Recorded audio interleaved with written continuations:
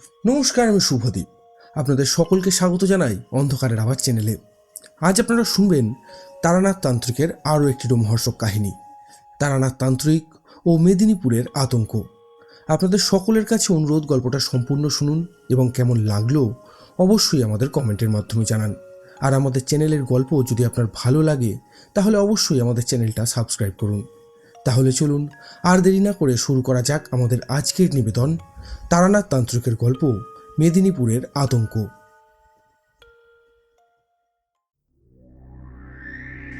পুজো শেষ। এই দিকের ব্যস্ততার কারণে বেশ কিছুদিন হলো তারানাথের বাড়ি যাওয়া হয়নি। বিজয়ার প্রণামটাও বাকি রয়ে গেছে। তাই সকাল থেকেই আজ মনটা তারানাথের জন্য এক প্রকার ছটপটি করছিল। বারান্দায় বসে বসে আমি সেই কথাই ভাবছি, এমন সময় দরজায় টোকা পড়ল। গিন্নি রান্নাঘরে কাজ করছিল, তাই আমি বারান্দা থেকে উঠে বসার ঘর পেরিয়ে সদর দরজা খুলতেই দেখতে পেলাম হাসি মুখে দাঁড়িয়ে আছে আমার বন্ধু কিশোরী সেন। পুজোর দিনগুলোতে কিশোরী গিয়েছিল তার গ্রামের বাড়ি, হয়তো আজই ফিরেছে। তাই একটা দিন আমার একা একাই কেটেছে। সঙ্গে গিন্নি ছিল, কিন্তু কিশোরী না থাকলে কেমন যেন একটা ফাঁকা ফাঁকা লাগে। কিশোরীকে দেখে আমারও মুখে হাসি ফুটল। আমি বললাম, আরে কিশোরী যে, তা গ্রামের বাড়িতে পুজো কাটিয়ে এই বন্ধুর কথা মনে পড়লো বুঝি? হ্যাঁ আমার কথা শুনে কিশোরী অল্প হেসে উত্তর দিল, আরে না না, তোমাকে কি আর ভোলা যায় বলো? মনের মধ্যে তুমি আর বৌঠান সর্বদাই ছিলে। সারা বছর তো আর তেমন গ্রামের বাড়ি যাওয়া হয় না, তাই পুজোর ছুটিটা পেতেই চলে গেছিলাম। সে না হয় বুঝলাম। আচ্ছা, তুমি ভেতরে এসো আগে। তা তুমি কি আজই ফিরলে? হ্যাঁ, ওই দুপুরে খাওয়া দাওয়া সেরেই বেরিয়ে পড়েছিলাম। এই তো কিছুক্ষণ আগেই ফিরেছি। আর ফিরেই হাত মুখ ধুয়ে জামা পাল্টে সোজা তোমার বাড়ি চলে এলাম। তা এসেছো, ভালো করেছো। তা বলছিলাম কি, অনেকদিন তো তারানাথের বাড়ি যাওয়া হয়নি। এই বেলাটায় কোনো কাজও নেই, যাবে নাকি ওখানে একবার? আমার কথা শুনে কিশোরী হেসে বলে উঠল, যাক, এতক্ষণে তুমি একেবারে আমার মনের কথা বললে। চলো, আর বসে কাজ নেই, বুঝলে? কিশোরীর কথা শুনে আমি আর দেরি করলাম না। রান্নাঘরের বাইরে থেকে গিন্নিকে বলে বেরিয়ে পড়লাম মঠ লেনের উদ্দেশ্যে। সেই সাথে তারানাথের বাড়ির সামনে সরু গলির কাছে একটা দোকান থেকে গরম গরম সিঙাড়া, চপ, ফুলুরি নিয়ে গেলাম। দোকানে দেখলাম গরম গরম জিলিপি ভাজছিল। বিজয়ার প্রণামটা যেহেতু বাকি আছে, তাই গোটা 10 গরম জিলিপিও নিয়ে নিলাম। মিষ্টি ছাড়া কি বিজয়ার প্রণাম মানায় নাকি? আর সঙ্গে পাসিংশো নিতে ভুললাম না। সব কিছু নিয়ে আমরা তারানাথের বাড়ির দোরগোড়ায় এসে যখন পৌঁছালাম, তখন চারিদিকে অন্ধকার নেমে এসেছে। তারপর চারিদিকে একবার তাকিয়ে নিয়ে দরজায় দিলাম টোকা। আসছি। দরজার ভেতর থেকে তখন নূপুরের আওয়াজ শোনা গেল। বুঝতে পারলাম চারিমা এসেছে। দরজা খুলে আমাদের দুজনকে দেখে চারিমা মুখে একগাল হাসি ফুটিয়ে বলে উঠল, আরে কাকা বাবুরা যে, আসুন আসুন, ভেতরে আসুন। বাবা আপনাদের জন্যই ঘরে অপেক্ষা করছে। আপনারা যান, আমি একটু পরে আসছি। চারির কথা শুনে আমি হাতের চপ আর জিলিপির প্যাকেটটা চারির দিকে বাড়িয়ে দিলাম। সেটা হাতে নিয়ে চারি রান্নাঘরের দিকে চলে গেল, আর আমরা তারানাথের বসার ঘরের দিকে। সেখানে গিয়ে আমরা দেখতে পেলাম ঠাকুরমশাই জানালার দিকে তাকিয়ে কালো আকাশটা দেখছে। তাকে দেখে মনে হলো তিনি যেন গভীর কোনো ভাবনায় বিভোর হয়ে আছেন। আমাদের পায়ের শব্দেই বোধহয় তার ভাবনার জগৎ থেকে বেরিয়ে আসা হলো। আমাদের দিকে তাকিয়ে মুখে একটু হাসি ফুটিয়ে তিনি বলে উঠলেন, আরে এসো এসো। তাই বুড়োর কথা তোমাদের এতদিনে মনে পড়লো বুঝি? তোমরা তো আর আসোই না, আমাকে ভুলেই গেছো তোমরা। না না, অনেকদিন পর পুজোর ছুটিটা পেলাম, তাই ভাবলাম একবার ঘুরেই আসি। আচ্ছা আচ্ছা, ঠিক আছে, বুঝেছি। তা তোমরা কেমন আছো? আর পুজো কেমন কাটলো তোমাদের, আগে বলো শুনি। আমাদের পুজো ভালোই কেটেছে। আর আপনার পুজো কেমন কেটেছে? আমার আবার পুজো ওই কেটেছে কোনো রকম আর কি। আমাদের কথাবার্তার মাঝখানে 4-3 কাপ চা, মুড়ি, চপ আর গরম গরম জিলিপি নিয়ে বসার ঘরে এলো। আমাদের 3 জনকেই সেই সব দিল। জিলিপি দেখে তারানাথ বললেন, দেখছি আমার পছন্দের জিনিসগুলো তোমাদের ঠিকই মনে থাকে। আমার কত খেয়াল রাখো, যখনই কিছু দরকার হয় তোমরাই দৌড়ে আসো। এতটুকু হিংসে নেই তোমাদের মনে, বুঝলে কিশোরী? হিংসে, লোভ মানুষকে বদলে দেয়। এই হিংসা, লোভের জন্য মানুষ তার জ্ঞানগম্য হারিয়ে ফেলে, বিচার করার বুদ্ধি লোপ পায়। লোভের কারণে মানুষই মানুষকে চেনে না, কত শত পাপ করে বসে। তা ঠাকুরমশাই, আজ আপনি হঠাৎ এই হিংসের কথা, লোভের কথা বলছেন। তাহলে কি আজ এমন কোনো গল্প বলবেন যার লোভের কারণে কেউ পাপ করেছিল? ক্ষমতার লোভ যে মানুষকে অন্ধ করে দেয়, তার পরিণাম যে কতটা ভয়ঙ্কর সেটা কিভাবে বোঝায় তোমাদের এবার আমি যে তার কিছুটা নিজের চোখেও দেখেছি। হে, তাহলে সেই গল্পটাই বলুন না, বেশ লাগবে কিন্তু। কিশোরীর কথা শুনে তারানাথ চোখ বন্ধ করে সমস্ত ঘটনাটা একবার নিজের মনে সাজিয়ে নিলেন। তারপর গরম জিলিপিতে একটা কামড় বসিয়ে বলতে শুরু করলেন,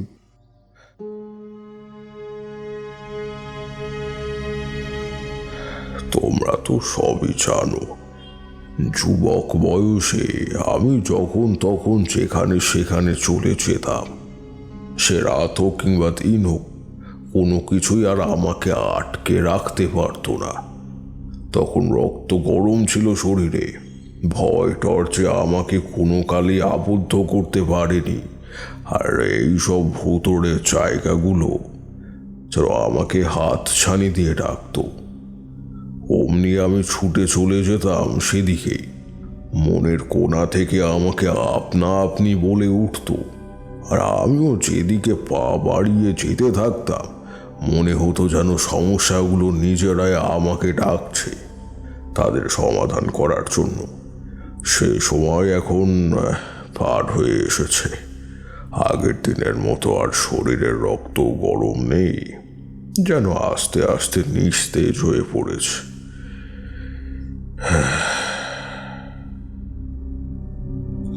আজ থেকে বছর 20-25 আগের কথা। সময়টাই এখনকার মতোই ছিল, কখনো গরম আবার কখনো ঠান্ডা। ঘরের ভিতর গরম আর বাইরে ঠান্ডা, এই হলো ব্যাপার। গরমের তাপদাহ কাটিয়ে শীতের আমেজ ফিরে এসেছিল। গায়ে চাদর দিলে গরম আর খুলে দিলে ঠান্ডা। তোমরা তো জানো আমি খুবই চঞ্চল স্বভাবের ছিলাম, আর এই জন্যই ওই এক জায়গায় বেশি দিন থেকে সাধনা করা ও আমার ধাতে ছিল না। একবার যদি মনে জাগতো যে আর এই জায়গায় থাকবো না, তাহলে আর আমায় আটকায় কে? তখন আমি সেই সবে সাধনা শেষ করেছি। মধুসুন্দরী দেবীর কাছ থেকে বর লাভ করেছি, ঘরে আর মন টিকে না। একদিন সকাল হতেই বেরিয়ে পড়লাম। সারাদিন পথ চলার পর বিকেল নাগাদ হঠাৎ করেই চারপাশটা কেমন যেন ওই অচেনা হয়ে উঠল। ঠিক অচেনা নয়, হয়তো অনেকবারই এসেছে কিন্তু এখন মনে পড়ছে না। পাশেই জমিতে এক লোক কোদাল দিয়ে কিছু একটা করছে। এইবার সেদিকে এগিয়ে গিয়ে গ্রামের নাম জিজ্ঞাসা করতেই লোকটি আমার দিকে একটা তীক্ষ্ণ দৃষ্টিতে তাকালো। বোধ করি অচেনা মানুষের হঠাৎ এই গ্রামের আগমনের কারণে বোঝার চেষ্টা করলো। কিছুক্ষণ তাকিয়ে থাকলো, তারপর বলল, মেদিনীপুর। বলেই লোকটি আবারও তার কাজে মন দিল। আমি কিছুক্ষণ এদিক ওদিক তাকিয়ে গ্রামের ভেতরের দিকে যে রাস্তাটা চলে গিয়েছে সেদিকটায় হাঁটাটা শুরু করলাম। পশ্চিম আকাশের সূর্য অস্ত গিয়েছে, আস্তে আস্তে চারপাশটা অন্ধকার হতে শুরু করে দিয়েছে। সামনে কিছুটা এগিয়ে দেখলাম যে বিশাল একখানা মাঠ। সে মাঠ পেরিয়ে যাওয়ার আর ইচ্ছে করলো না। সারাদিনের ক্লান্তির জন্য পা জোড়া আর চলতে চায় না যেন। তাই ভাবলাম আজকে রাতটুকু এই গ্রামেই থেকে যাওয়া যাক। সেই মতো আবার পিছনের পথ ধরে গ্রামে ফিরে এলাম। যাওয়ার সময় একখানা কালী মায়ের মন্দির আমি দেখতে পেয়েছিলাম, তাই সেদিকেই গেলাম। মন্দিরের কাছে পৌঁছে দেখলাম ভেতরে তখন সন্ধ্যা আরতি চলছে। আমি ভিড় ঠেলে মন্দিরের সামনে গিয়ে দাঁড়ালাম। দেখতে পেলাম মন্দিরের পুরোহিত মন্দিরের ভিতর দাঁড়িয়ে মন্ত্রপাঠ করছে, তবে মায়ের পায়ে ফুল দিচ্ছে অন্য একজন বালক। দেখে আমি একটু অদ্ভুতই লাগলো বলতে পারো। মনের মধ্যে অনেকগুলো প্রশ্ন উঁকি দিচ্ছে, কিন্তু তখনকার মতো আমি চুপ করেই রইলাম। পুরোহিত মশাই মন্ত্রপাঠ করছে, আর সেই সঙ্গে ভেসে আসছে উলুধ্বনির আওয়াজ, শঙ্খের আওয়াজ, আবার ঘণ্টার আওয়াজ। পুজো প্রায় যখন শেষের পথে, তখন মা কালীকে দান করা ফুলের মধ্যে একটি ফুল মাটিতে পড়ল। পুরোহিত মশাই সেটি তুলে রাখলে। প্রত্যেকেই গ্রামের সাধারণ মানুষ, গ্রাম্য পোশাক। কেবল একজনের বেশভূষা দেখে তাকে সাধারণ গ্রামের মানুষ বলে মনে হলো না। হঠাৎই তিনি প্রায় ছুটে এসে দাঁড়ালেন হচ্ছে মন্দিরের চাতালে। চোখ মুখ উদ্ভাসিত, চেহারায় শোকের ছায়া স্পষ্ট। দেখে মনে হয় খুব বড় কিছু একটা ঘটেছে। লোকটি এমন অসময়ে মন্দিরের চাতালে এমনভাবে দাঁড়াতে দেখে লোকজনের মধ্যে একটা গুঞ্জন শুরু হলো, স্বাভাবিক। আর সেই গুঞ্জনের শব্দেই বোধ হয় মন্দিরের পুরোহিত মশাই বেরিয়ে আসলেন, আর এসেই চাতালের ওপর দাঁড়িয়ে থাকা লোকটিকে দেখে খানিকটা অবাক হয়ে বললেন, এ কি জমিদার মশাই, আপনি এই অসময়ে? আপনাকে এমন দেখাচ্ছে কেন? কি হয়েছে? পুরোহিত মশাইয়ের কথা শুনে আমি বুঝতে পারলাম উনি হলেন তাহলে এই গ্রামের জমিদার। কিন্তু এই ভর সন্ধেবেলায় ওনার চেহারায় এই শোকের ছায়া কেন? দেখলাম সময় অসময় স্থান কাল পাত্র ভুলে জমিদার গড় গড় করে বলতে শুরু করলে, পুরুতমশাই, মনে হয় আমার বড় ছেলেটাকে হয়তো আর বাঁচাতে পারবো না। আমি যে ওকে আর ওইভাবে দেখতে পারছি না। কি করব আমি পুরুতমশাই? আপনি বলে দিন, যে করেই হোক আমার ছেলেকে বাঁচান আপনি। আপনি যেমনটা বলেছিলেন তেমনটাই তো করেছি, কিন্তু আজ তো নীলকান্ত নিজেই নিজেকে আঘাত করেছে। এই রকম চলতে থাকলে ও তো মরে যাবে। তাহলে ওকে বাঁচাবো কি করে পুরুতমশাই? এই শেষের কথাগুলো বলতে বলতে জমিদার বাবু হাঁটু কেড়ে বসে পড়লেন মাটিতে। বলে গেলেন স্থান কাল পাত্র। হয়তো ভুলে গিয়েছিলেন তিনি এই গ্রামের জমিদার। ওনার কথা এই গ্রামের শেষ কথা, কিন্তু এখন ওনাকে দেখে আমার আর জমিদার বলে ঠিক মনে হলো না। দেখলাম একজন পিতা তার পুত্রের জীবন ভিক্ষা ঈশ্বরের কাছে আকুতি আকুতি করছে।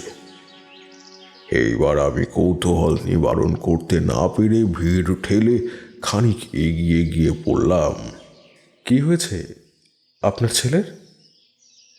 নিজেই নিজেকে আঘাত কেন করছে? এতক্ষণে লোকজন হয়তো বুঝতে পারলো একজন অচেনা আগন্তুক তাদের মাঝে উপস্থিত হয়েছে।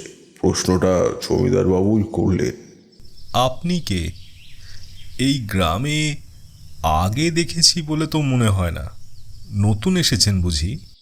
হ্যাঁ জমিদার মশাই, আমি এই কিছুক্ষণ আগেই এসেছি। সন্ধে নেমে এসেছিল, তাই আর অন্য কোনো গ্রামে প্রবেশ করিনি। পুজোর ঘন্টার শব্দে এদিকেই এসেছি।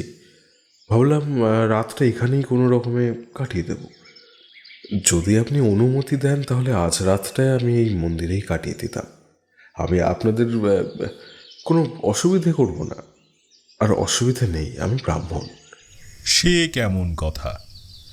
আপনি আমাদের গ্রামের অতিথি বলে কথা। অতিথির কোনো জাত হয় না।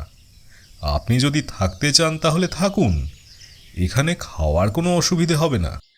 পুরোহিত মশাই, পুরোহিত মশাই পাশেই দাঁড়িয়েছিলেন। এইবার জমিদার বাবুর ডাক শুনে খানিক এগিয়ে এসে বললেন, আগে বলুন জমিদার মশাই। পুরোহিত মশাই, আপনার ওপরেই আমি ওনার আপ্যায়নের সমস্ত দায়িত্ব দিলাম। আপনি দেখবেন ওনার যেন কোনো অসুবিধা না হয়। আর হ্যাঁ, ভালো কথা, আপনার নামটা তো জানা হলো না। আগে আমার নাম তারানাথ চক্রবর্তী। পথে পথেই ঘুরি, কোথাও কোথাও 2-4 দিন থেকে আবার বেরিয়ে পড়ি। এর থেকে বেশি আমার আর কোনো পরিচয় নেই। তা বেশ, আমি রাজকিশোর চৌধুরী। আপনি তো এই গ্রামের জমিদার, দূর থেকে শুনেছিলাম। আমার কথা শুনে জমিদার রাজকিশোর বাবু অত্যন্ত অমায়িক কণ্ঠে বললেন, ওই আর কি। আপনি যে এই গ্রামের জমিদার সেটা যেমন শুনেছি, তেমনি আরেকটা কথাও শুনতে পেয়েছি। খুব সম্ভবত আপনার বাড়িতে কোনো বিপদ ঘটেছে। আপনার ছেলের কি জীবনের কোনো ঝুঁকি রয়েছে নাকি? কথাটা শুনে আবারও মুখটা কালো হয়ে গেল রাজকিশোর বাবু। তারপর খানিকটা ইতস্তত করতে লাগলেন। বুঝলাম ঘরের কথা, পরকে বলতে তিনি ঠিক ভরসা পাচ্ছেন না। না পাওয়ারই কথা, চেনা নেই জানা নেই, হুট করে একজনকে তার তো আর সব কথা বলা যায় না। সেটা বুঝেই বললাম, যদি বলতে আপত্তি থাকে তাহলে থাক। দেখলাম রাজকিশোর বাবুর চেহারাটা আরো বেশি গম্ভীর হয়ে উঠল। চেহারার প্রতিটা শিরা যেন থর থর করে কাঁপছে, রাগে নয়, ভয়ে ও আতঙ্কে। কোনো একটা এমন ভয় যার শেষ পরিণাম মৃত্যু। কারণ তিনি যখন পুরোহিত মশাইকে কথাগুলো বলছিলেন, তখন ওনার ছেলে জীবন নাশের বিষয়েও উল্লেখ করেছিলেন। একটা দীর্ঘশ্বাস ছেড়ে তিনি বললেন, হ্যাঁ, এখন আর গোপন করে কী বা হবে, যেখানে সবাই জানে এবং এর শেষ পরিণতিও তো সবার জানা। এ যে পাপের ফল, যে পাপ নীলকান্ত করেছে তার শাস্তি তো তাকে পেতেই হবে। এটা তো আমি জানি, যে পাপ সে করেছে তার জন্য প্রায়শ্চিত্ত হয় না, এর শাস্তি একমাত্র মৃত্যু, এটাও জানি। কিন্তু আমি তো বাবা, আমি কি নিজের ছেলেকে মরে যেতে দেখতে পারি? আমি কিছু বললাম না। এমন পরিস্থিতিতে কি বার বলতে পারি? চুপ করে বসে থাকলাম। জমিদার মশাই আবারও বললেন, আপনি তো আজই এসেছেন, এখানে কিছুদিন থাকুন, আস্তে আস্তে সব জানতে পারবেন। আর পুরোহিত মশাই, আপনার ওপরেই আমি ওনার দায়িত্ব দিয়ে গেলাম। আমি বাড়ি যাচ্ছি, আপনি সবটা দেখে নেবেন। এই বলেই জমিদার মশাই চলেই যাচ্ছিলেন। হঠাৎ পুরুত মশাই জমিদার মশাইকে ডেকে মায়ের সেই আশীর্বাদী ফুলটা ওনার হাতে তুলে দিলেন। সেটা মাথায় ভক্তির সাথে ঠেকালেন। জমিদার মশাই, ফুলটা আপনি আপনার ছেলের মাথায় ঠেকিয়ে দেবেন, দেখবেন সব ভালো হবে। এরপর জমিদার মশাই বাড়ি ফিরে যান। মন্দিরের পুজো মিটে যাওয়ার পর পুরোহিত মশাই আমার কাছে আসলেন, বললেন, আজকের রাতটা আপনি আমার সাথেই থাকবেন, আশা করি অসুবিধে হবে না। পুরোহিত মশাই, আমি আপনার থেকে বয়সে অনেকটাই ছোট, তাই আমাকে আপনি আগে কিছুই করবেন না। আপনি আমাকে তুমি দিয়েই কথা বলতে পারেন। আমার কথা শুনে পুরোহিত মশাইয়ের মুখে এক টুকরো হাসি ফুটে উঠল।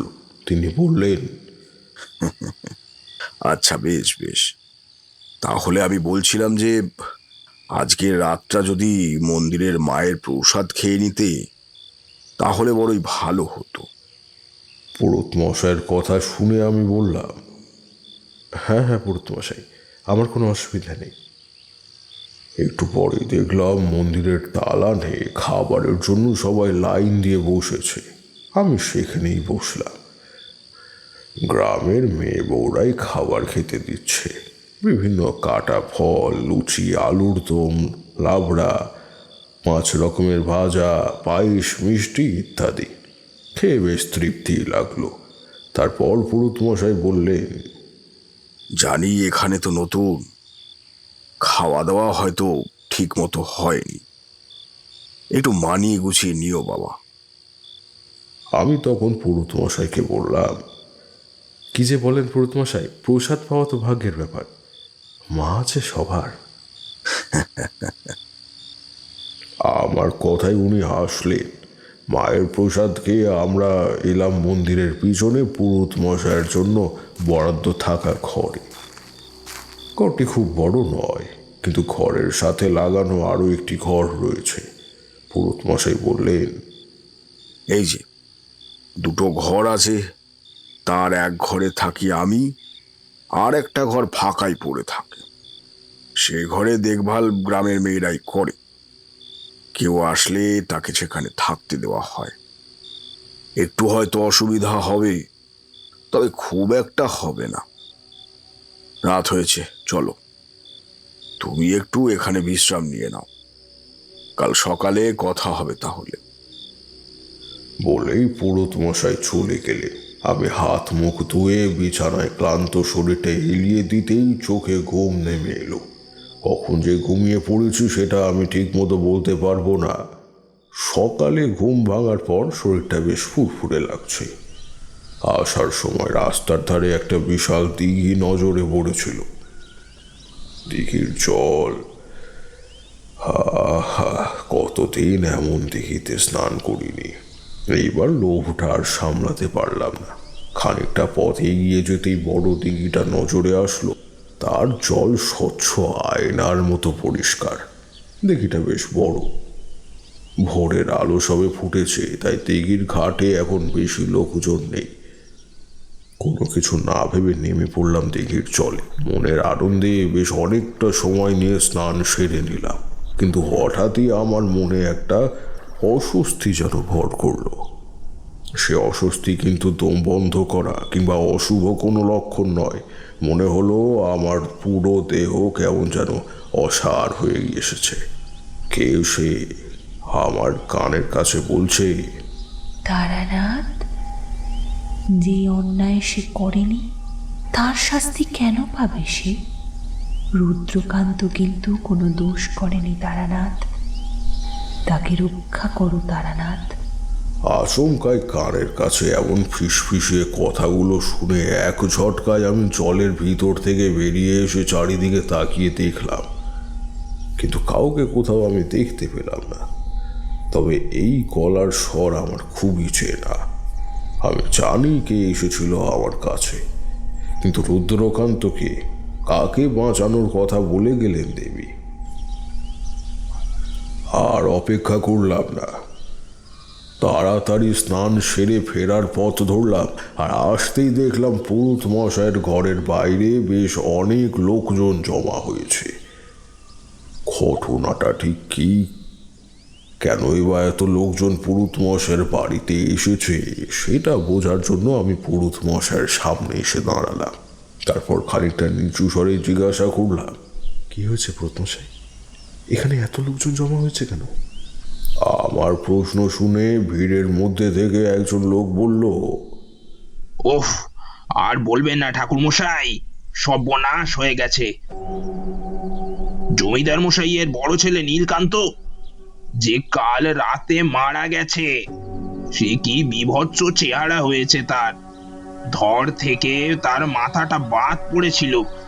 নীলকান্তের দেহটা পড়েছিল গ্রামের শেষ প্রান্তে, আর আর তার কাটা মুন্ডুটা ছিল সামনের বড় বকুল গাছের একেবারেই তার মগডগালে।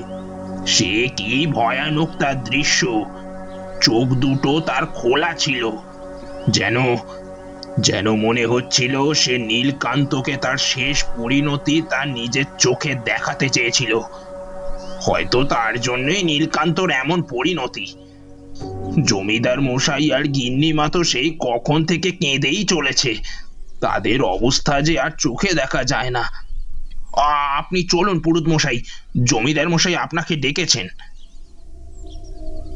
তবে কি গতকাল এই ভয়টাই পাচ্ছিলেন রাজকিশোর বাবু?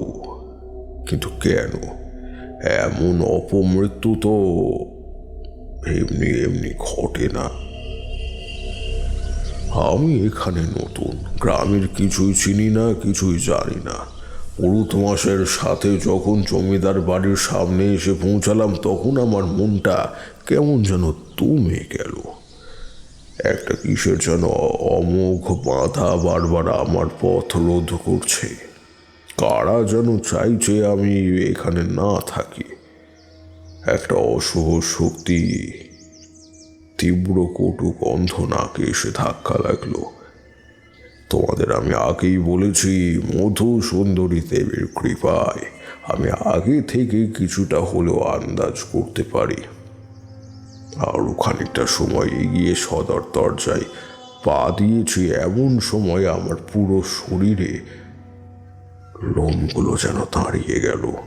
একটা দমকা হাওয়া এসে ঝাপটা মারল চোখে মুখে, আর সেই বাতাসের স্বরে স্বরে কেউ যেন কানে কানে বলে গেল, চলে যা, চলে যা বলছি এখান থেকে। কেন এসেছিস তুই? চলে যা।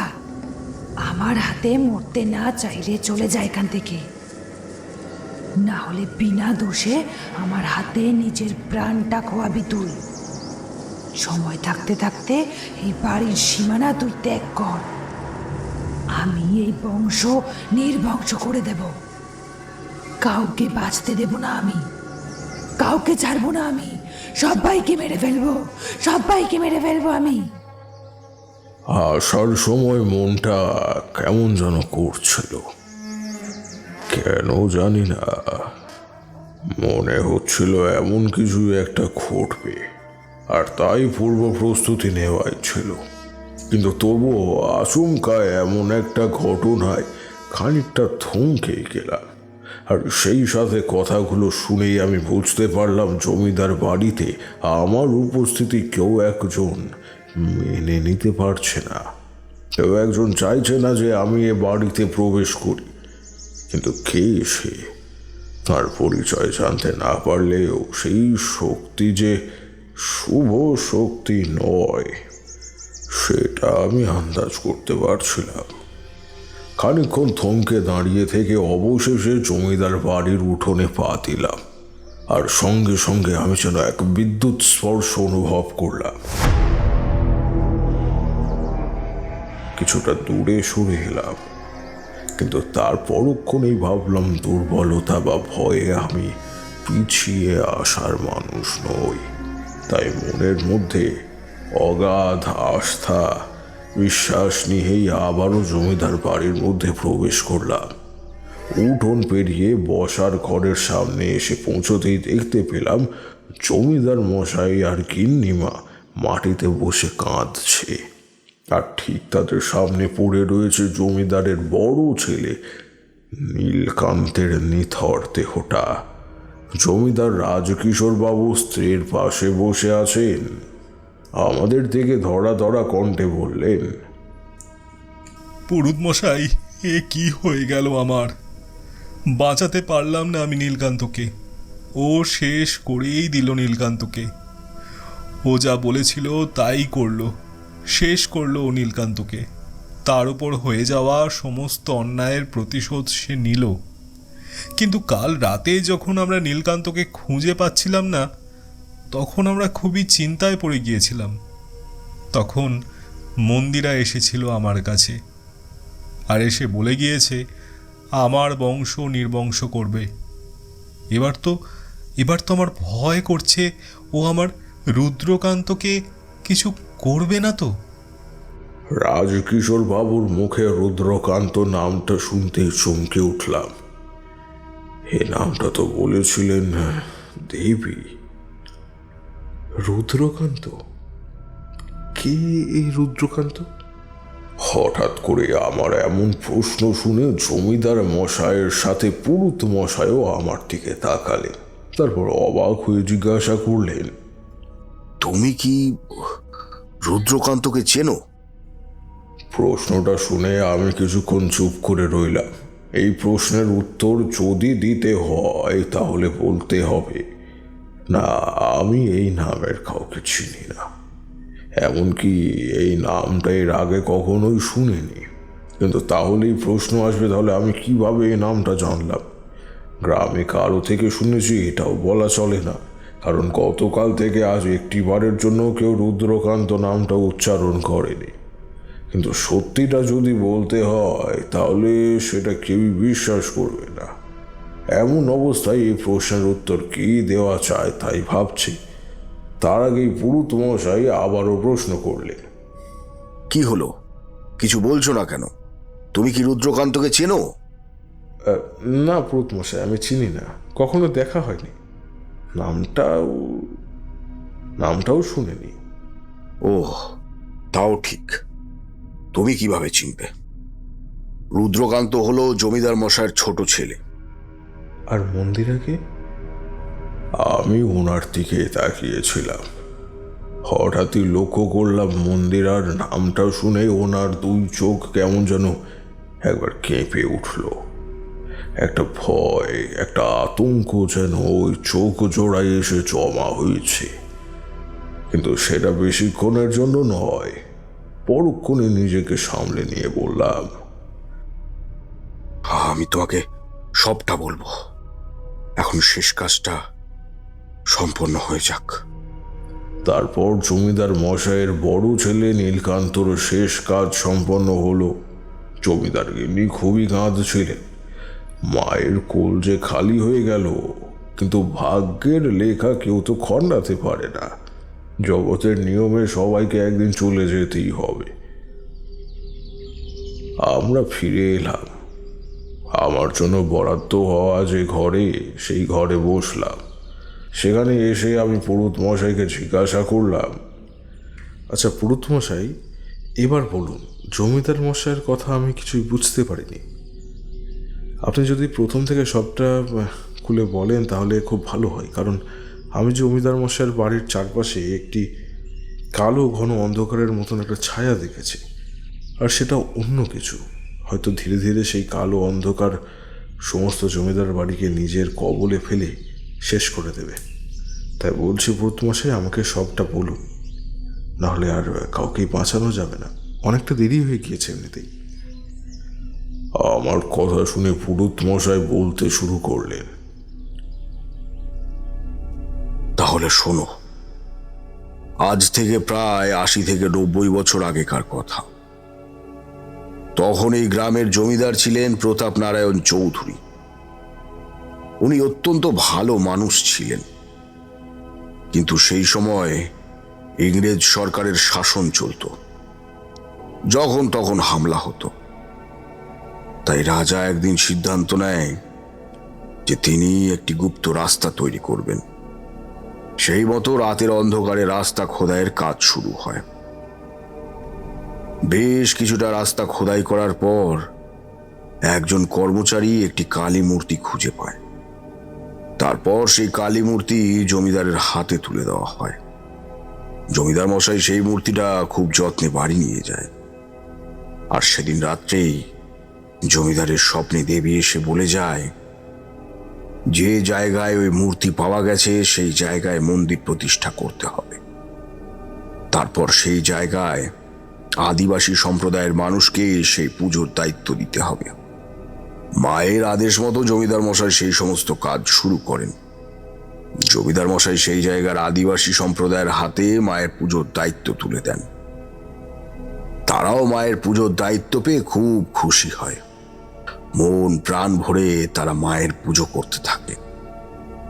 তারপর সময় পেরিয়েছে, কিন্তু সেই প্রতাপ নারায়ণ চৌধুরীর করে যাওয়ার নিয়মের কেউ অমান্য করেনি। উনি যা যা বলে গিয়েছিলেন, পরবর্তীতে সবাই সেই নিয়ম পালন করেছে।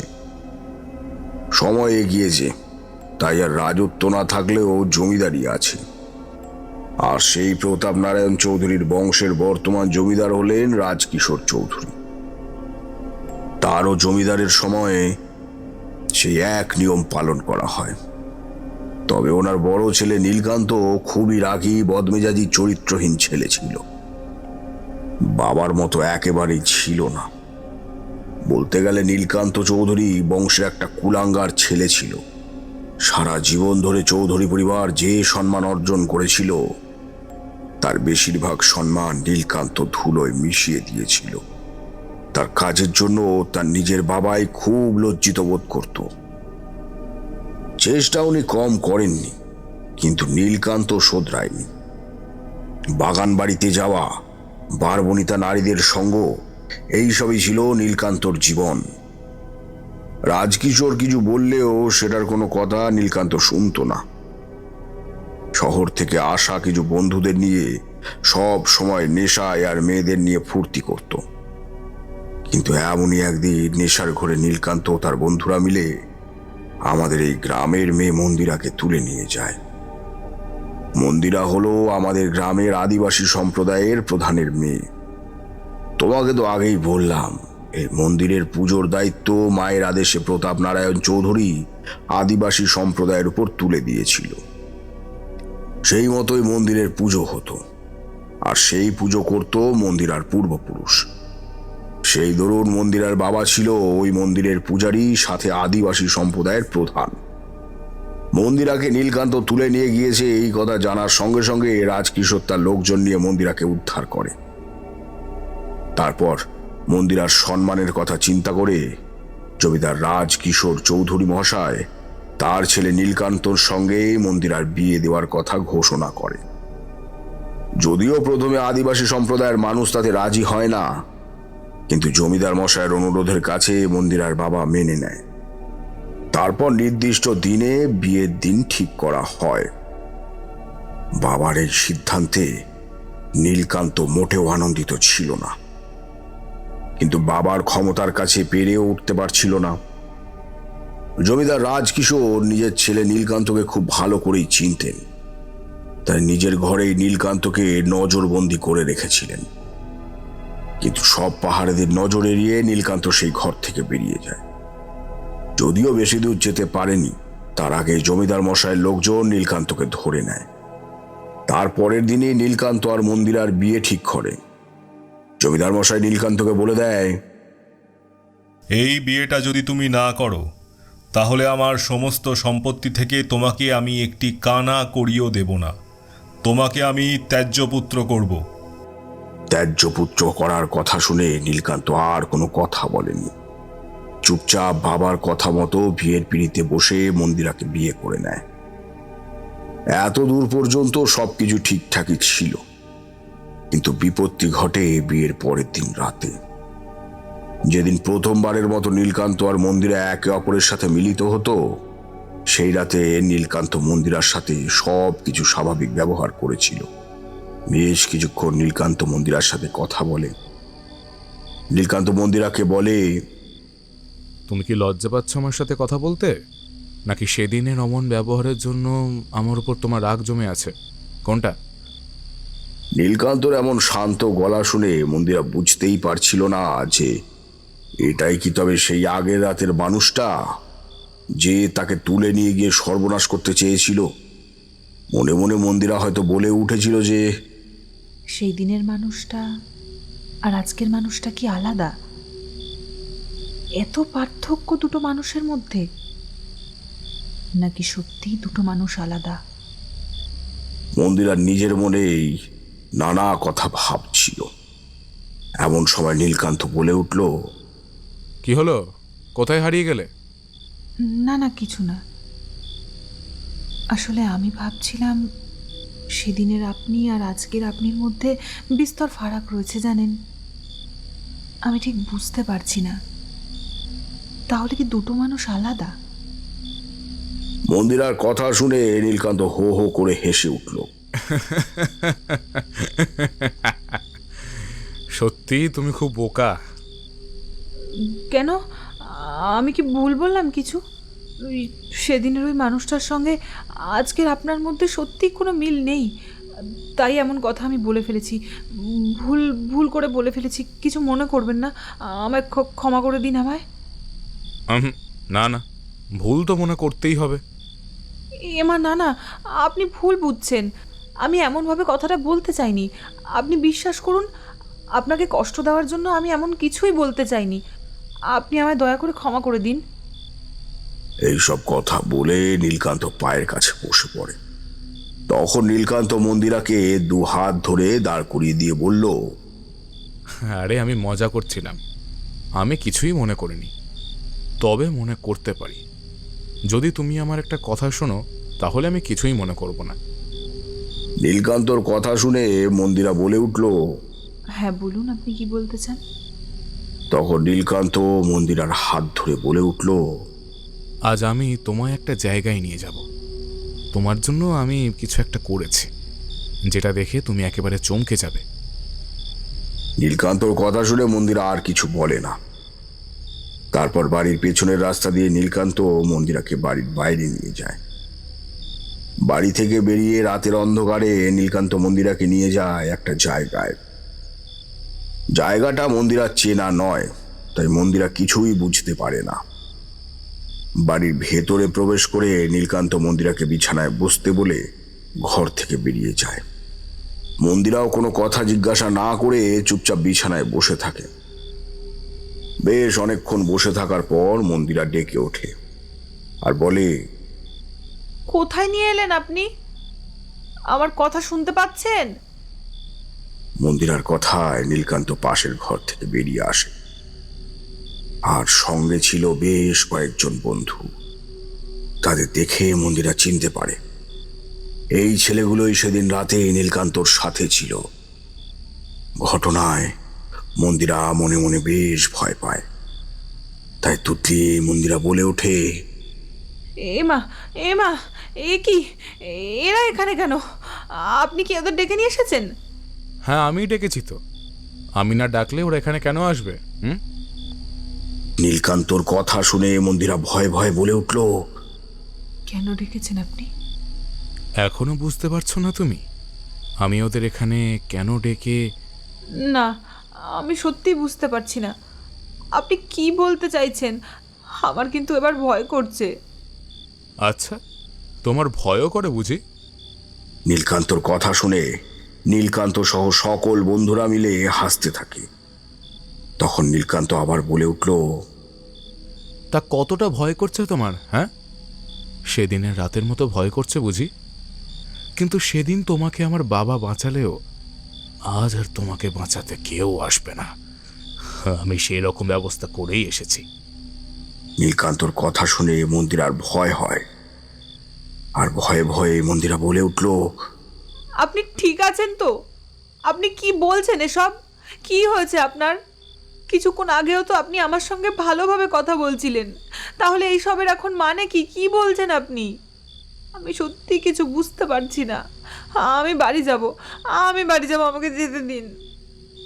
এই কথা বলে মন্দিরা দরজার দিকে পা বাড়ালে পথ আটকে দাঁড়ায় নীলকান্ত। আর কুটিল হাসি হেসে নীলকান্ত বলে উঠল,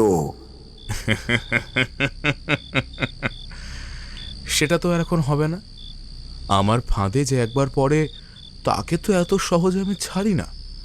আর তুমি আমার অনেক বড় ক্ষতি করেছ, আর তার জন্য তোমাকে তো শাস্তি ভোগ করতেই হবে। কি বলছেন এসব আপনি? আমি তো আপনার কোনো ক্ষতি করিনি, আমি আপনার স্ত্রী। আপনি কি ভুলে যাচ্ছেন সেটা? আপনি এমন ব্যবহার কেন করছেন আমার সাথে? মন্দিরার কথা শোনার পর নীলকান্ত মন্দিরাকে বিছানায় ঠেলে দিয়ে বলে উঠল, এইসব ন্যাকামো বন্ধ করতো, আমার কিচ্ছু হয়নি। আর এটাই আমার আসল রূপ। এতক্ষণ তোর সাথে মিষ্টি মিষ্টি যে কথাগুলো বলছিল সেটা পুরোটাই নাটক ছিল। তোর মতো মেয়ে আর আমার বউ? হ্যাঁ, বিয়েটা করেছি এ কথা ঠিক, কিন্তু সেটা করেছি বাবার জবরদস্তিতে। বাধ্য তাই করেছি, কিন্তু এখন আর নয়। এবার তুই বুঝবি আমার নামে নালিশ করার জন্য কত বড় সর্বনাশ হয় তোর। কিন্তু আমি তো কাউকে কিচ্ছু বলিনি। হ্যাঁ, তুই বলিসনি, কিন্তু তোর বাপ বলেছে। তোর বাপ আর তোর গ্রামের লোকজন মিলে আমার বাবার কাছে নালিশ করে এসেছিল। আর আজ যার জন্য আমাকে তোকে বিয়ে করতে হয়েছে, তুই তো শাস্তি পাবি। দেখ এবার তোর সাথে কি কি হয়। এই যে এই বাড়িটা দেখছিস, এটা আমার বাগান বাড়ি। এখানে আমি কত মেয়েকে নিয়ে ফুর্তি করেছি তার কোনো ধারণা নেই রে তোর। আর তুইও আজ থেকে তাদের মধ্যে একজন। তাই তাড়াতাড়ি তৈরি কর নিজেকে, বুঝেছিস? তোর মতো এক আদিবাসী মেয়ে আর আমার বউ হবে? হ্যাঁ, তোকে আমি আমার স্ত্রীর মর্যাদা দেব, তুই ভাবলি কিভাবে এটা? তুই থাকবি আমার এই বাগান বাড়িতে বাইজি হয়ে, বুঝতে পেরেছিস? যেখানে প্রতি রাতে হবে তোর সম্মানহানি, নাচ দেখিয়ে আমাদের মনোরঞ্জন করবি তুই, বুঝতে পেরেছিস? তাই চল, তৈরি হয়ে নে, বেশি নাটক আমার পছন্দ নয়। নীলকান্তর এমন কথা শুনে মন্দিরা ভয়ে পাথর হয়ে জমে যায়। সে যা শুনছে তা কি সত্যি, না সেটা কোনো দুঃস্বপ্ন? মনে মনে মন্দিরা বলে উঠল, তাহলে কি আজ রাতে আমার শেষ রাত? এটাই কি লেখা ছিল আমার কপালে? হায় ঈশ্বর, এ তুমি কি করলে? কথাগুলো নিজের মনে বলতে বলতে চোখ বন্ধ করে কেঁদে উঠল মন্দিরা। কিছুক্ষণের মধ্যে মন্দিরা বুঝতে পারল তার সামনে কেউ দাঁড়িয়ে আছে। তাই তড়িৎ গতিতে নিজের চোখ জোড়া খুলতেই নীলকান্তকে কামুক দৃষ্টিতে তার দিকে তাকিয়ে থাকতে দেখে। মন্দিরা নিজের মনকে শক্ত করে দুই হাতে শক্তি সঞ্চয় করে জোরে ধাক্কা মারে নীলকান্তর বুকে। আচমকা এমন ঘটনায় নীলকান্ত কিছুটা পিছিয়ে যায় আর রাগী চোখে মন্দিরার দিকে তাকিয়ে থাকে। এমন সময় মন্দিরা ঘরের চারপাশে তাকিয়ে দেখল, কিন্তু না, আর কোনো দরজা নেই। তাই পালানোর আর কোনো রাস্তা নেই। ভয়ার্ত চোখ জোড়া এদিক ওদিক ঘোরাতেই সামনের টেবিলে মোমবাতি দেখতে পেল। ছুটে গিয়ে সেই মোমবাতি নিজের হাতে তুলে নেয় আর জোর গলায় মন্দিরা বলে উঠল, খবরদার বলছি, একদম আমার দিকে পা বাড়াবেন না, আর তা না হলে কিন্তু এর পরিণতি খুব খারাপ হয়ে যাবে, এই আমি বলে দিলাম। আপনি একটা নরকের কীট। আপনার মতন খারাপ মানুষ এই দুনিয়ায় দুটো নেই। যে নিজের স্ত্রীকে অন্যের সঙ্গে ভোগ করতে চায় সে কোনোদিনই ভালো মানুষ হতে পারে না। ধ্বংস হয়ে যাবে, শেষ হয়ে যাবে এই বংশ। আমি শেষ করে দেবো এই বংশকে, নির্বংশ করে দেবো একেবারে। সবাইকে শেষ করে ফেলবো আমি, সবাইকে শেষ করে ফেলবো আমি। আমার সাথে অন্যায় করে কেউ পার পাবে না। মরবে, সবাই মরবে। একে একে আমি সবাইকে মারবো, তোমাদেরকেও মারবো, কাউকে ছাড়বো না আমি। তোমাদের এক একজনকে আমি কঠিন শাস্তি দিয়ে মারবো। মন্দিরার কথা শুনে নীলকান্ত সহ সকল বন্ধুরা হো হো করে হেসে উঠল। তারপরে নীলকান্ত বলে উঠল,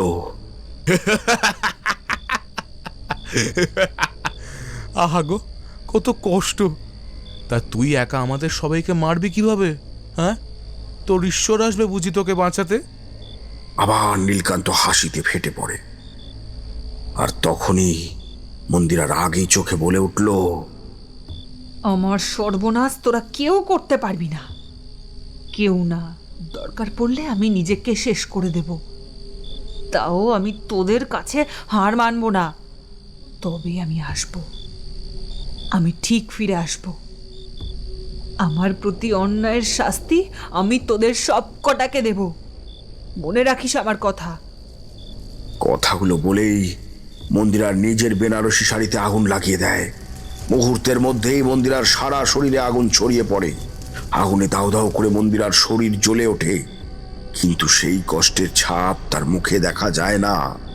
মুখে হাসি নিয়ে মন্দিরা চিৎকার করে বলতে থাকে,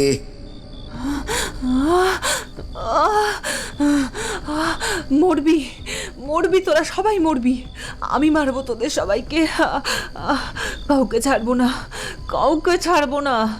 বিয়ের সময় অগ্নি সাক্ষী রেখে নীলকান্ত তুই যেই 7টা কথা আমায় দিয়েছিলি সেই কথা তুই রাখিসনি, সেই কথা রাখতে পারিসনি তুই। তাই সব থেকে বড় শাস্তি আমি তোকেই দেব। তিলে তিলে তিলে তিলে কষ্ট দিয়ে তোদেরকে মারবো। আমি ফিরে আসবো, আমি ফিরে আসবই। কষ্ট, কি জ্বালা, আমার সারা শরীর জ্বলে যাচ্ছে। জ্বলবে, জ্বলবে, তোদের সারা শরীরও জ্বলবে। আমি ফিরবই, ফিরবই আমি। চোখের সামনে মন্দিরা এমন একটা ঘটনা ঘটিয়ে বসবে তার সম্বন্ধে বিন্দুমাত্র ধারণা ছিল না নীলকান্তর। হঠাৎ এমন সময় নীলকান্ত ভ্যাবাচাকা খেয়ে যায়। সে কিছুই করতে পারে না। চোখের সামনে মন্দিরাকে দাউ দাউ করে জ্বলতে দেখে নীলকান্ত। তারপর সেখান থেকে সবাই মিলে নিজের বাড়ি ফিরে যায়। সকাল হতে মন্দিরাকে বাড়ির কেউ খুঁজে না পেলে নীলকান্ত এমন একটা ভাব করে যেন সে কিছুই জানে না। আর তখনই নীলকান্ত বলে উঠল, সারা রাত তো মন্দিরা ঘরের মধ্যেই ছিল, তাহলে সকাল হতে গেল কোথায় সে? মন্দিরাকে খুঁজে পাওয়া যাচ্ছে না এই খবর যখন মন্দিরার বাবার কাছে পৌঁছয়, তখন মন্দিরার বাবা গঙ্গারাম জমিদার বাড়িতে মেয়ের খোঁজ নিতে আসে। কিন্তু জমিদার মশাইও কিছু জানতেন না, তাই কি উত্তর দেবেন সেটা তিনি বুঝতে পারছিলেন না। জমিদার রাজকিশোর মশাই চুপ করে থাকলে গঙ্গারাম জমিদার মশাইকে রেগে গিয়ে বলে উঠল, জমিদার মশাই, এই সব কোনো ফাঁদ নয় তো? মন্দিরার বাবার কথা বুঝতে না পেরে জমিদার রাজকিশোর মশাই বলে উঠলেন, কি বলতে চাও গঙ্গারাম? পরিষ্কার করে বলো। আমি বলতে চাইছি, আমার মেয়েকে বিয়ে করার নামে তার কোনো ক্ষতি করে দেননি তো আপনারা? আমি বাবা, আর আমার মন বলছে আমার মেয়ের সাথে কোনো অন্যায় হয়েছে। আপনি সত্যি করে বলুন তো, আমার মেয়ে কোথায় আছে? আপনি সত্যি কিছু জানেন না? এই কথা আমার বিশ্বাস হচ্ছে না। গঙ্গারামের এরকম কথায় পাশে দাঁড়িয়ে থাকা নীলকান্ত গর্জে উঠে বলে, তোর এত বড় সাহস! তুই আমার বাবা মশাইয়ের সাথে এইভাবে কথা বলিস? হ্যাঁ, এক্ষুনি আমার বাবা মশাইয়ের পা ধরে ক্ষমা চা। তুই জানিস যে এরকম কথা বলার জন্য তোর আমি কি অবস্থা করতে পারি? তোকে শুলে চড়াতে পারি আমি। এক্ষুনি পায়ে ধরে ক্ষমা চা, যা। ছেলের এমন কথা শুনে জমিদার রাজকিশোর মশাই বলে উঠলেন, এই কোন ভাষায় কথা বলছো তুমি নীলকান্ত?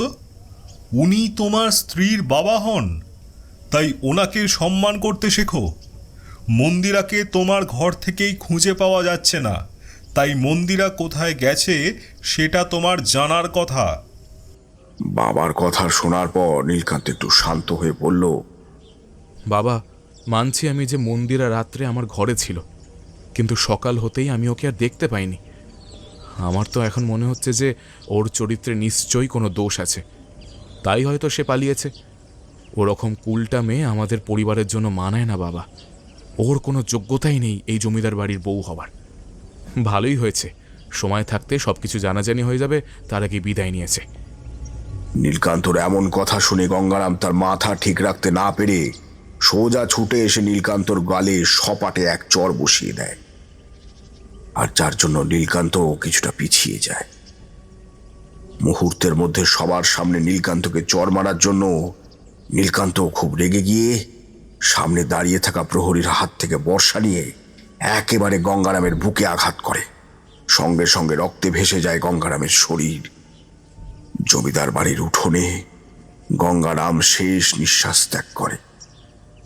গঙ্গারামের সাথে যারা এসেছিল তারা এই ঘটনায় বেশ অবাক হয়ে যায়, কিন্তু তাদের গ্রামের প্রধানের সাথে এমন আচরণ দেখে তারা উন্মাদ হয়ে ওঠে। তারাও জমিদার আর নীলকান্তকে মেরে ফেলতে উদ্যত হয়। এই ঘটনায় যখন জমিদার রাজকিশোর মশাই বুঝতে পারেন যে সব কিছু হাতের বাইরে চলে যাচ্ছে, তখন প্রহরীদের আদেশ দেন সবাইকে জমিদার বাড়ি থেকে বের করে দেওয়ার জন্য। তারপর জমিদারের আদেশ পেয়ে প্রহরীরা সবাইকে জমিদারের বাড়ি থেকে বের করে দেয়। সবাইকে বাড়ি থেকে বের করে দিয়ে সে বড় উঁচু ফটকটা লাগিয়ে দেয়, যার ফলে তারা আর জমিদার বাড়িতে প্রবেশ করতে পারে না। এই ঘটনায় আদিবাসী সম্প্রদায়ের সমস্ত মানুষ জমিদার মশাইয়ের উপর ক্ষেপে যায়। সবাই যখন গ্রামের প্রধান গঙ্গারামের দেহ নিয়ে গ্রামে ফিরে আসে, তখন গ্রামের লোক গঙ্গারামের এমন নিথর দেহ দেখে খুবই অবাক হয়। সমস্ত ঘটনার পর আদিবাসী সম্প্রদায়ের সবাই মিলে জমিদার বাড়ি ঘেরাও করে। এসব দেখে জমিদার মশাই বুঝতে পারেন পরিস্থিতি তার হাতের বাইরে চলে যাচ্ছে। জমিদার মশাই খুব চিন্তিত হন, আর তারই মধ্যে নীলকান্তর এমন রূপ দেখে জমিদার মশাই কিছু বুঝতে পারে না। এমন ঘটনার জন্য জমিদার রাজকিশোর মশাই আদিবাসী সম্প্রদায়ের সবার কাছে হাত জোড় করে ক্ষমা চায়। বলেন, আমি বুঝতে পারিনি এমন একটা ঘটনা ঘটে যাবে বলে। আমি সত্যি দুঃখিত এমন একটা ঘটনার জন্য। আপনারা শান্ত হন। গঙ্গারামের সাথে যেটা হয়েছে সেটা একেবারেই ঠিক হয়নি। আমি তার উপযুক্ত শাস্তি নীলকান্তকে দেব, আর মন্দিরাকে খুঁজে বের করার দায়িত্বও আমার। আপনারা আমার উপর একটু ভরসা রাখুন। জমিদার রাজকিশোর মশাইয়ের কথা শুনে গ্রামের সবাই বাড়ি ফিরে যায়। কিন্তু সেদিন রাতের অন্ধকারে গিয়ে নীলকান্ত আদিবাসী সম্প্রদায়ের প্রতিটা বাড়িতে আগুন লাগিয়ে দিয়ে আসে। ঘুমের ঘোরে গ্রামের অনেক মানুষ মরে যায়। গোটা গ্রামটা শ্মশানে পরিণত হয় এক রাতের মধ্যে। এই ঘটনায় আরো বেশি ভেঙে পড়ে জমিদার মশাই। কোথা থেকে যে কি হয়ে গেল তার কিছুই বুঝতে পারে না জমিদার মশাই। এমন সময় নীলকান্ত নতুন নিয়ম চালু করে। নীলকান্ত বলে ওঠে, এতদিন গ্রামের যে মন্দির আদিবাসী সম্প্রদায়ের অধীনে ছিল, যারা মায়ের পুজো করত, কিন্তু এই ঘটনার পর থেকে এই মন্দিরের আশেপাশে আর তাদের কোনো বাড়িঘর থাকবে না। এমনকি মন্দিরে পুজো করার আর কোনো অধিকার তাদের থাকবে না। জমিদার মশাই এই ঘটনার ঘোরতর আপত্তি জানালেও নীলকান্ত তার বাবার কোনো কথা শোনে না। নীলকান্ত বাইরের লোক আনিয়ে গ্রামের মানুষের উপর অত্যাচার শুরু করে। জমিদার মশাই বারবার বারণ করা সত্ত্বেও নীলকান্ত কোনো কথা শোনে না। নীলকান্তর অত্যাচারে যখন গ্রামবাসী অতিষ্ঠ হয়ে উঠল, তখন শুরু হলো আসল খেলা। একদিন গ্রামের শেষ প্রান্তে নীলকান্তের এক বন্ধুর গলা কাটা দেহ ঝুলে থাকতে দেখতে পায় গ্রামের মানুষজন। এমন কাণ্ড দেখে গা শিউরে ওঠে সকলের। নীলকান্ত প্রথমে ভাবে আদিবাসী সম্প্রদায়ের লোকজনই এসব করছে, তাই তাদের উপর নীলকান্ত আরো অত্যাচার বাড়িয়ে দেয়। কিন্তু তারপর থেকে প্রতি রাত্রে নীলকান্তর সমস্ত বন্ধুরা মারা যেতে থাকে একে একে। এমন ঘটনায় গ্রামের লোকজন বেশি ভয় পায়। এমনই একদিন নীলকান্ত মদ্যপ অবস্থায় নিজের ঘরে ঘুমোচ্ছিল। হঠাৎ করে তার মাথার কাছে কারোর হিসিসে গলায় কিছু কথা শুনতে পায়। প্রথমে নীলকান্ত কিছু বুঝে উঠতে পারেনি, কিন্তু ক্রমাগত কানের কাছে কেউ ফিস ফিস করে কথা বলছে এমন অনুভব করে। তাই অতি কষ্টে নিজের চোখ খুলে সামনের দিকে তাকাতেই তার রক্ত একেবারে হিম হয়ে যায়। নীলকান্তের যেন মনে হলো তার শরীরের শিরদাঁড়া দিয়ে হিমেল রক্তের স্রোত বয়ে গেল। সামনে দাঁড়িয়ে থাকা রমণীকে দেখে নীলকান্তের নেশা কেটে যায়। নীলকান্ত দেখতে পায় তার চোখের সামনে দাঁড়িয়ে আছে মন্দিরা। তার সেই কি বিভৎস চেহারা, ভয়ঙ্কর মিশমিশে কালো বিশ্রী কুৎসিত চেহারা, মনেহীন চোখ। এইসব দেখে নীলকান্ত চিৎকার করে উঠল আর ভয়ে ভয়ে বলে উঠল, কে কে আমার ঘরে? হ্যাঁ, কে আছে আমার ঘরে? নীলকান্তর কথা শুনে সেই রমণী আকাশ পাতাল কাঁপিয়ে হেসে উঠল আর ফিস ফিস করে বলে উঠল, চিনতে পারছিস না আমায় নীলকান্ত? চিনতে পারছিস না আমাকে? আরে আমি তো মন্দিরা। চিনতে পারছিস না আমাকে? আমি যে তোর কাল। মরার সময় ঘনিয়ে এসেছে তোর। এইবার তো তোকে মরতেই হবে। মন্দিরার কথা শুনে নীলকান্ত খুব ভয় পেয়ে যায়। দরজার দিকে এগিয়ে যেতে গেলে শব্দ করে সেই দরজা সজোরে বন্ধ হয়ে যায়। তা দেখে নীলকান্ত খুব চিৎকার করতে থাকে। নীলকান্তর চিৎকার শোনার পর সবাই তার ঘরের বাইরে জড়ো হয়। নীলকান্ত দেখতে পায় মন্দিরার হাত দুটো তার দিকে এগিয়ে আসছে। এই সব দেখে নীলকান্ত চোখ বন্ধ করে মাটিতে বসে পড়ে। কিছুক্ষণ পর জমিদার মশাই নীলকান্তর গায়ে হাত দিলে নীলকান্ত ভয়ের কারণে সব কথা বলে দেয়। সব কথা শুনে জমিদার মশাইয়ের মাথায় হাত। তাহলে তো মন্দিরা তার মৃত্যুর প্রতিশোধ নেবেই। কিভাবে ছেলেকে বাঁচাবে? যতই ছেলে খারাপ হোক, কিন্তু বাবা হয়তো ছেলের মৃত্যু কামনা করতে পারে না।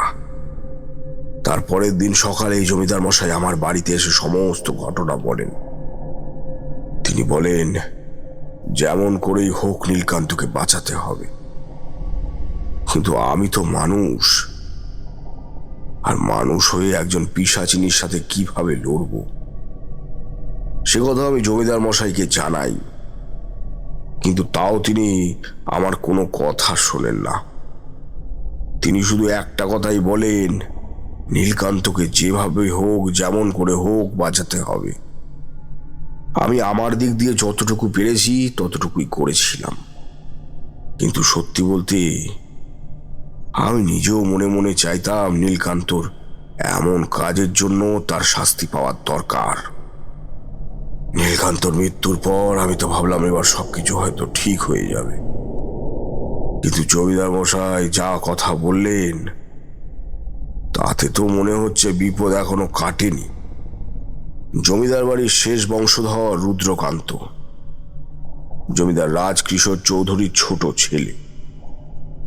কিন্তু রুদ্রকান্ত তো কোনো অন্যায় করেনি, তাহলে শুধু শুধু সে কেন নীলকান্তের পাপের শাস্তি ভোগ করবে? মন্দিরা রুদ্রকান্তকে শেষ করতে চাইছে। এবার আমি জানি না কি হবে। এতক্ষণ পুরুত মশাইয়ের কথা শুনে আমি বলে উঠলাম, আপনি চিন্তা করবেন না পুরুত মশাই, বিনা অপরাধে আমি কাউকে শাস্তি ভোগ করতে দেব না। আমি দেখছি এটার কি বিহিত করা যায়। তার আগে আমাকে একবার জমিদার মশাইয়ের সাথে কথা বলতে হবে। আপনি ঘরেই থাকুন, আমি একবার জমিদার মশাইয়ের সাথে কথা বলে আসি। এই বলে আমি জমিদার মশাইয়ের সাথে দেখা করার জন্য বেরিয়ে পড়লাম। রাস্তায় যেতে যেতে আমার মনে পড়লো শুধু মধুসুন্দরী দেবীর কথা। আর এটাও মনে পড়লো যে আমাকে দেবী কোনো রুদ্রকান্তকে বাঁচানোর কথা বলেছিলেন। তাহলে কি এই রুদ্রকান্তই সেই রুদ্রকান্ত? ঘটনাটা যখন আমার কাছে জলের মতন পরিষ্কার হয়ে যায় তখন আমি আর মনের মধ্যে কোনো সংশয় না রেখে জমিদার মশাইয়ের সাথে দেখা করতে চাই। জমিদার মশাই আমাকে দেখে বলে উঠলেন, হ্যাঁ বলুন, আপনি কি বলতে চান? জমিদার মশাই, আমি সমস্ত ঘটনাটা পুরুত মশাইয়ের মুখে শুনেছি। আর সমস্ত ঘটনাটা শোনার পর আমি বুঝতে পেরেছি আপনার অবস্থাটার কথা। আপনি আমার উপর ভরসা রাখুন, আমি আমার সবটুকু শিক্ষা দিয়ে রুদ্রকান্তকে বাঁচানোর চেষ্টা করব। নীলকান্তর পাপের শাস্তি আমি রুদ্রকান্তকে পেতে দেব না, তার জন্য আমার আপনার সাহায্য লাগবে। আমার কথা শুনে জমিদার মশাই বলে উঠল, হ্যাঁ বলুন, কি সাহায্য লাগবে আমার? আমি আমার সবটুকু দিয়ে আপনাকে সব রকমভাবে সাহায্য করব।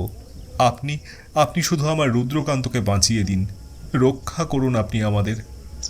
রক্ষা করার আমি কেউ না জমিদার মশাই, আমার হাতে যেটুকু আছে আমি ততটুকুই করব।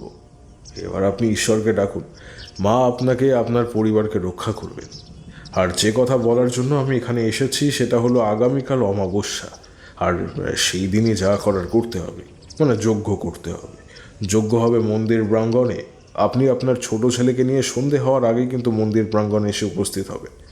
আর যজ্ঞের জন্য যে সমস্ত জিনিস লাগবে সেগুলো আমি নিজেই জোগাড় করে নেব।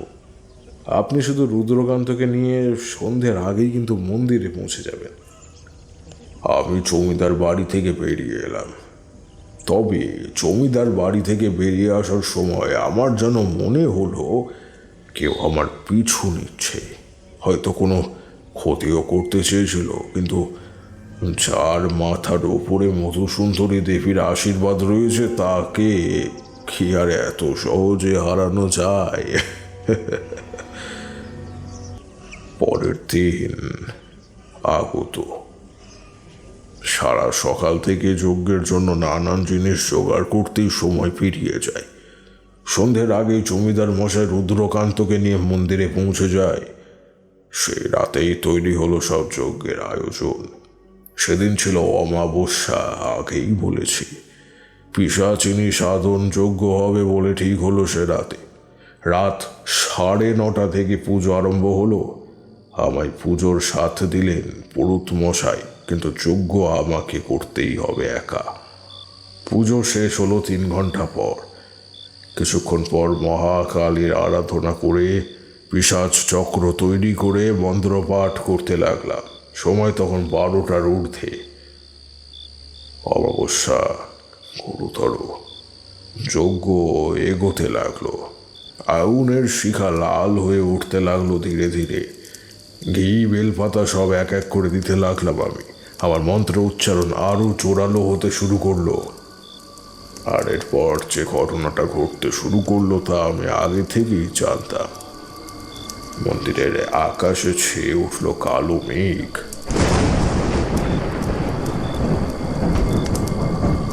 এরপর বৃষ্টি শুরু হলো।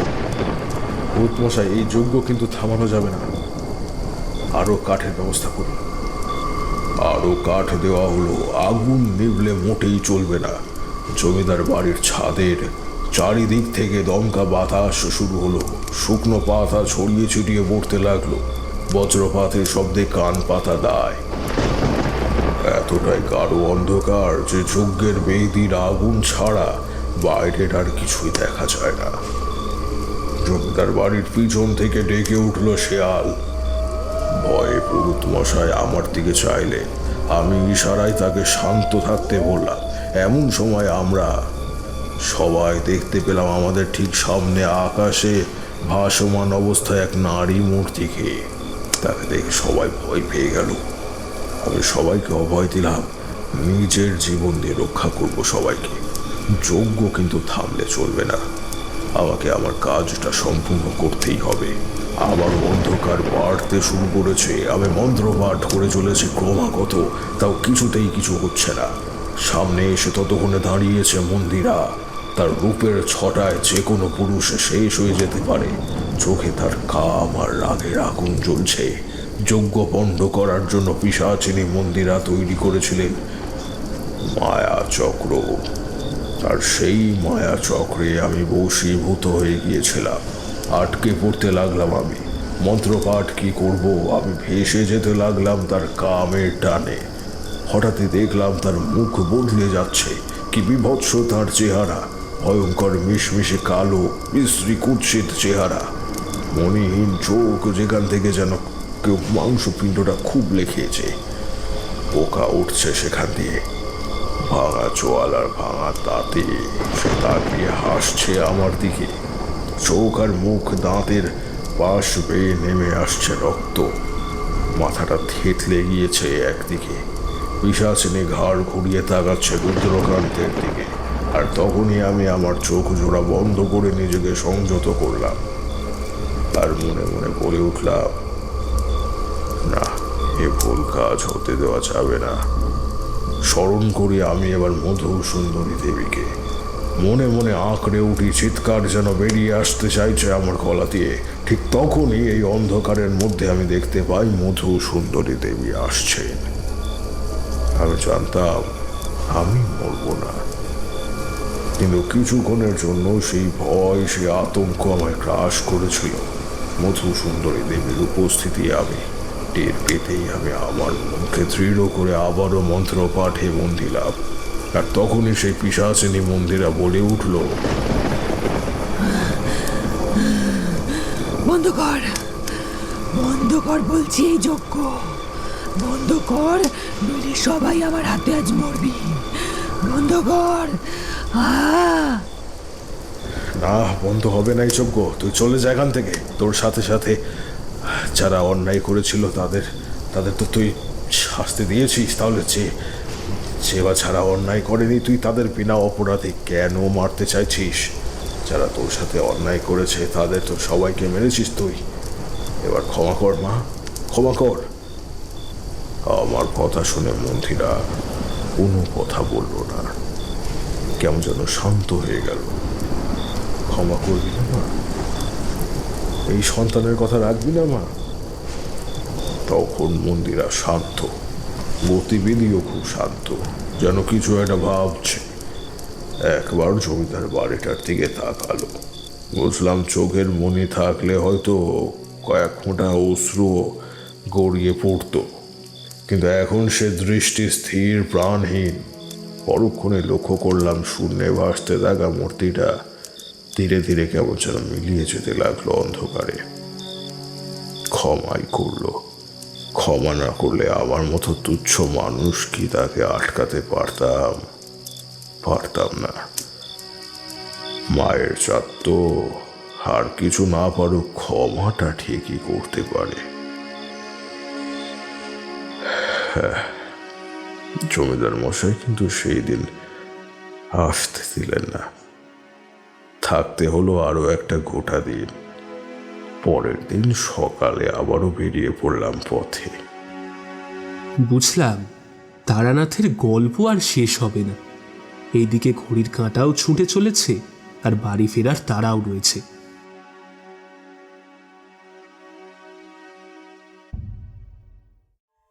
শুনছিলেন তারানাথ তান্ত্রিকের গল্প মেদিনীপুরের আতঙ্ক।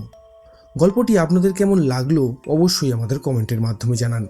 যদি ভালো লেগে থাকে তাহলে একটা লাইক করবেন, এবং এই রকম আরও গল্প শুনতে সাবস্ক্রাইব করতে পারেন অন্ধকারের আওয়াজ। দেখা হবে পরবর্তী একটি গল্পতে। ততক্ষণের জন্য সবাই ভালো থাকুন, সুস্থ থাকুন। সকলকে অসংখ্য ধন্যবাদ।